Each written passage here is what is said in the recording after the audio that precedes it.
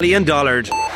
Live from Waterford and Dungarvan, this is Waterford at 1 News.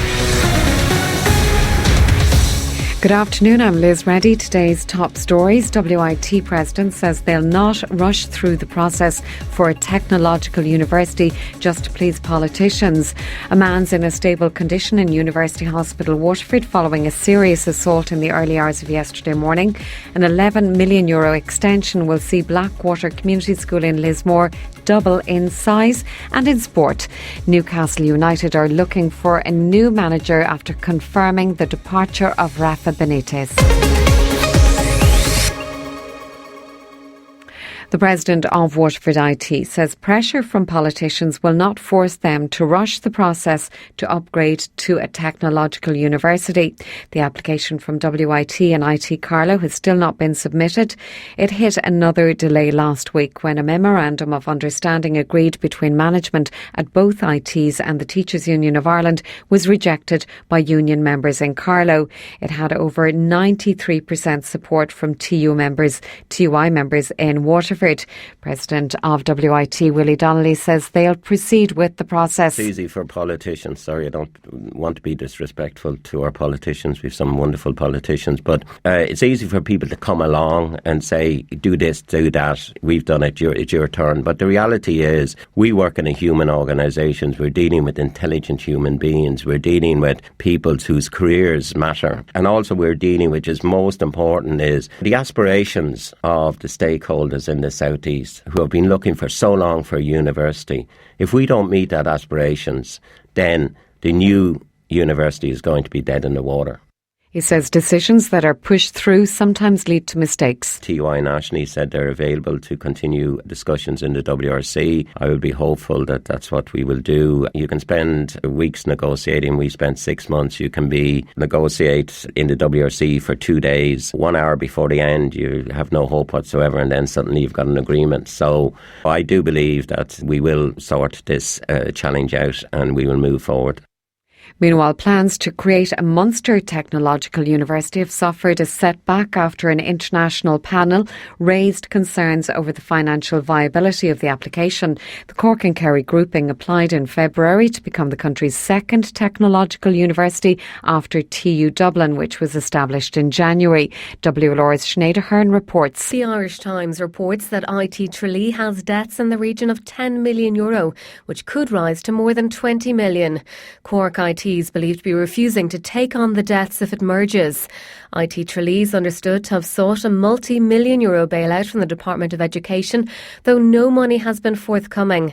There's also tension over the share of senior management posts. The international panel's report is due to be considered by the Higher Education Authority this week, which will issue a formal recommendation to the government on whether to create a new university. Sources familiar with the panel's report, however, say the merger is highly unlikely to proceed. A man's in a stable condition in University Hospital Waterford following a serious assault in the early hours of yesterday morning. 28-year-old man was arrested following the assault in the Coolrua estate in Portlaw at around 3:45am. A 52-year-old man still receiving treatment for serious injuries. Both men are related. The 28-year-old was questioned by Gardaí under Section 4. He was released and a file will be forwarded to the Director of Public Prosecutions. Tributes have been paid to a Fianna Fáil County Councillor who was killed in a crash yesterday. Manus Kelly died while taking part in this year's Donegal International Rally. Barry White reports from Donegal. The crash happened at about 12:30pm on the Fannin Head Loop on the third and final day of the Donegal Rally yesterday. Manus Kelly had won the Donegal Rally for the last 3 years in a row. And local sports journalist Charlie Collins says he was the best in the business. He was the current holder. Himself and Donald Barrett, his navigator, won the international event for the last 3 years, and his loss is absolutely huge to the sport. Meanwhile, news of Manus Kelly's death has caused great shock here locally. He was a businessman who employed over 60 people, and he was also a Fianna Fáil councillor. He was elected to Donegal County Council for the first time last month. He was also a family man, and he leaves behind his wife Bernie and 5 young children, his friend and former co-pilot Rory Kennedy, says everyone has been left heartbroken by what happened. It's dreadful for us fellow competitors, and such a popular fella and such a lovely fella, and lots of people looked up to for his achievements in rally sport. My heart goes out to Bernie and the kids. I know them very well as well, and I can't even imagine what they're going through and how they're coping with this. 28-year-old man has appeared in court charged with the murder of Jordan Davis in Dublin last month. The 22-year-old was shot dead in Darndale while pushing his 4-month-old son in a buggy. A Waterford City Councillor claims the yard of a vacant pub was the setting for an illegally organised fight. Fianna Fáil's Eamon Quinlan says the site at the former Flynn's pub in Ferrybank drew several men there for a pre-arranged fight last week. We're talking about reports of violent activity in Ferrybank. So as of last Thursday, I got a series of phone calls both from local people living in Ferrybank and from local organisations based in the community to tell me that I suppose an unprecedented level of violence had occurred in that the old Flynn's pub site in Ferrybank was being used not only for a little bit of drug use and antisocial behaviour, but that had now escalated worryingly to staged fights being held on the site of the grounds. So there was a large number of men there, I believe, on Wednesday night. They were having either what you might call an illegal boxing match or perhaps a feud between parties that had pre-arranged to meet there.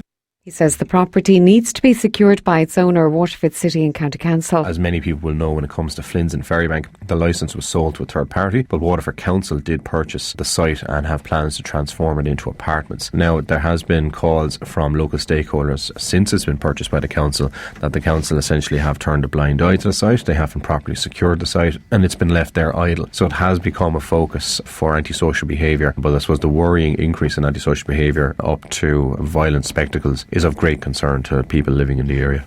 Gardaí say they're aware of one incident in the Flynn's pub car park last week and are investigating it. An €11 million extension will see Blackwater Community School in Lismore double in size. The West Waterford Secondary School already caters for almost 800 pupils, with capacity set to increase to 1,000. Principal of the school is Dennis Ring. It's extra classrooms, really, to provision extra classrooms and other social areas, social spaces and so on for each year group. And there's also extracurricular elements in it in terms of recreational space as well from our perspective. And it's very exciting. 11 million extension is significant. In terms of physical area, the building will be twice the size that it currently is. And from that perspective, that's very exciting. And that's all going to happen over the next 18 months as a project. The owner of a number of greyhounds stolen in County Waterford last week has appealed for information about the theft. 4 greyhounds were taken from their paddock at Seafield, Bunman area in the early hours of Thursday last. They're owned by Andrew Whelan. His son Gary told Damien Tiernan on Daysha today what happened. We believe it was around 3 a.m. that they were snatched, as a neighbour had heard some footsteps and a vehicle speed off from towards the Ballylaneen area. These guys knew exactly what they were doing. Without a doubt, they had been to the house before, because obviously for those who know greyhounds, they know that they can bark and they can be a little bit temperamental if someone strange comes in. So they obviously went in knowing that they were quiet dogs. Gary says his father Andrew's devastated following the loss of his dogs. To be honest, he's inconsolable because, nothing like this, has ever happened before. And I suppose for the last 50 years, he's had the greyhounds, and just an awful lot of time and love and affection gone into him. Bred these dogs, we've reared these dogs. We've a personal attachment and a very sentimental attachment to the dogs. And, he's absolutely distraught that someone can come in, invade our privacy and take the dogs. WLR Sport.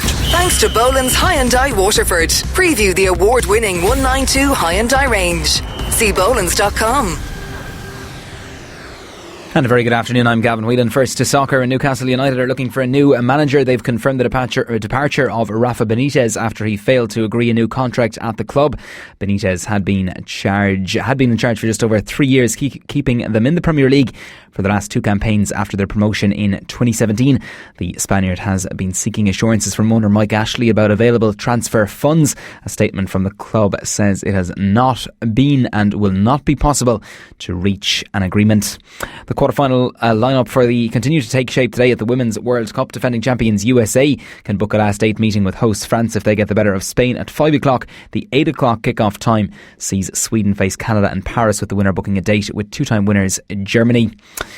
Gaelic games and dates and times will be confirmed later today for round 3 qualifiers in the All-Ireland Senior Football Championship. The pick of the ties sees Mayo drawn at home to take on Monaghan's conquerors Armagh. There's another high-profile tie in the draw with last year's beaten All-Ireland finalist Tyrone set to travel to Kildare. Neighbours Laois and Offaly will meet in Portlaoise this weekend, with the winner just one step away from a place in the Super 8s.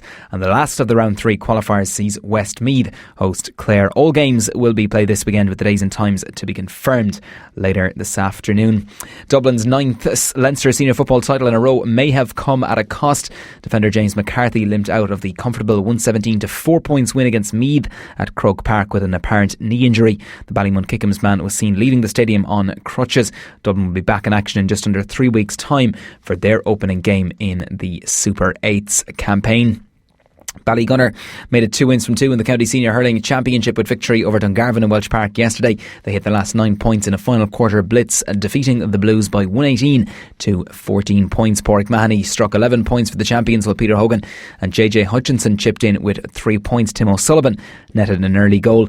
Gunners manager Dara O'Sullivan felt that JJ Hutchinson made a big impression off the bench. Yeah, I suppose a bit of a Billy Byrne. He came in, he's done it for the last 2 or 3 years. I know JJ would like to say, listen, I don't want to be a 15, 20 minute man coming off the bench, but certainly, he made a savage statement there when he came on today, And look, we haven't had JJ back too long, to be honest with you. He's a new child, and, he's with the footballer, so JJ he's been back in the field with us maybe for 2 weeks, so it just shows you the type of talent that he is, that he can come off the bench, give the impact that he gave when, he hasn't been up in the field too much this year, And we'll have further reflections on the County Senior Hurling Championship action on this evening's On the Ball just after the 6 o'clock news, where former Waterford hurler Brian Flannery will look back at the weekend's action.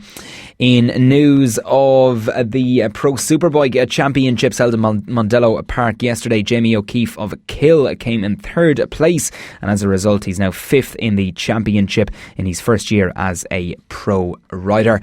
And finally, to news of racing at where today's action comes from Ballinrobe. The first on the card is off there at 5:50. Sports news on WLR brought to you by Boland's Waterford.